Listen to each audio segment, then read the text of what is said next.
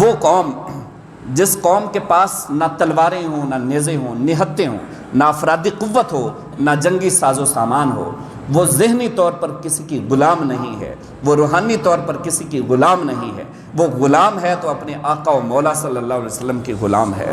جو قوم ذہنی طور پر غلام ہوتی ہے، جو قوم تعلیمی اعتبار سے غلام ہوتی ہے، جو قومیں اپنے ہر اینگل کے اعتبار سے غلام ہوتی ہیں، پھر ان کے پاس افرادی قوت کام نہیں آتی، ان کے جنگی ساز و سامان وہ سارے ایٹمی پاور دھری کی دھری رہ جاتی ہے، وہ کام نہیں آتی۔ اور اگر یہ ساری چیزیں نہ بھی ہوں اور قوم کسی فرد کی غلام نہ ہو، قوم غلام ہو اپنے آقا و مولا کی، ان کے پاس کچھ نہ بھی ہو تو اللہ تعالیٰ ان کو فتح عطا کر دے۔ تو نے میری خاطر کیا کیا کچھ نہیں کیا، اذیت، مصیبت، ملامت، بلائیں، تیرے عشق میں ہم نے کیا کیا نہ دیکھا۔ میرے حبیب طائف کی وادی میں تو لہو لہان ہوا، میری خاطر تجھے لہو لہان کیا گیا۔ تیرے چاہنے والوں کے جسم کے دو ٹکڑے کیے گئے، ان کی آنکھیں نکالی گئیں، تیرے راستے میں رکاوٹیں ڈالی گئیں، تو نے قدم قدم پر میری خاطر تو نے اذیتیں برداشت کی ہیں۔ اگر یہ فرشتے تیری مدد کر جائیں گے تو ان کی زندگی کا مقصد پورا ہو جائے گا۔ آپ صلی اللہ علیہ وسلم نے 3 صحابہ کرام انصاری صحابہ کو بھیجا، وہ للکار رہے تھے، حل من معارضین، حل من معارضین، کون ہے جو ہمارا مقابلہ کرے؟ 3 انصاری صحابہ کو بھیجا اور انہوں نے آگے سے للکار کر کہا نہیں، ہمارے مقابلے کا بھیجو۔ وہ واپس آ گئے، انہوں نے کہا حضور یہ بڑے متکبر ہیں اور کہتے ہیں کہ ہمارے مقابلے کا بھیجو۔ وہ چاہتے تھے کہ جن کو ہم نے یہاں سے نکالا ہے وہ آئے ہمارے مقابلے میں، یعنی مہاجر۔ آپ نے پھر 3 مہاجر صحابہ کو بھیجا، آپ نے فرمایا قم یا عبیدہ، قم یا حمزہ، قم یا علی، اے عبیدہ تم اٹھو، حمزہ تم اٹھو، علی تم اٹھو۔ ان تینوں کو آپ صلی اللہ علیہ وسلم نے بھیجا۔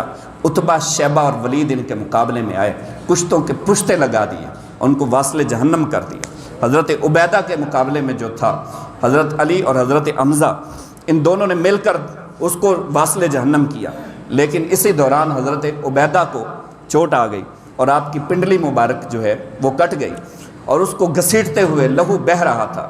ادھر ادھر نگاہ دوڑائی، جب آپ صلی اللہ علیہ وسلم پر نگاہ پڑی تو گھسٹتے ہوئے آپ صلی اللہ علیہ وسلم کی بارگاہ میں حضور کے قدموں کے پاس آ کر اپنا سر حضور کے قدموں پہ رکھ دیا اور ایک جملہ کہتے ہیں، حضور کیا میری شہادت حتمی ہے؟ کیا میری شہادت قبول ہے؟ آپ صلی اللہ علیہ وسلم نے فرمایا کہ اے عبیدہ اشہد انک شہید، میں محمد گواہی دیتا ہوں کہ خدا نے تیری شہادت قبول فرما لی، تو نے جام شہادت نوش کر لیا، اپنا سر حضور کے قدموں میں رکھ کر جام شہادت نوش کر لیا۔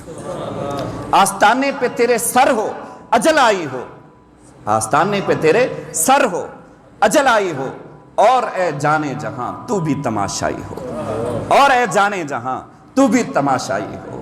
آج جو عیب میرے کسی پر کھلنے نہیں دیتے، کب وہ چاہیں گے میری حشر میں رسوائی ہو۔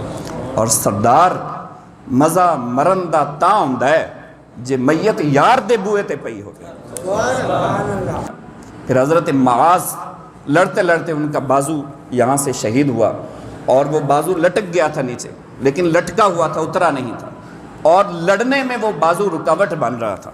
پاؤں کے نیچے رکھ کے اس بازو کو انہوں نے اتار دیا کہ راہ جہاد میں اور راہ خدا میں کبھی تو مال و دولت رکاوٹ بن جاتا ہے، کبھی اولاد رکاوٹ بن جاتی ہے، کبھی دنیا کی زیب و زینت رکاوٹ بن جاتی ہے، لیکن ان کا یہ عمل بتا رہا ہے کہ مال و دولت، زیب و زینت، آسائشیں اور آرائشیں تو بڑی بعد کی بات ہے، راہ خدا میں اگر تمہارا اپنا بازو بھی رکاوٹ بن جائے تو اس کو بھی اتار کر پھینک دیا جائے۔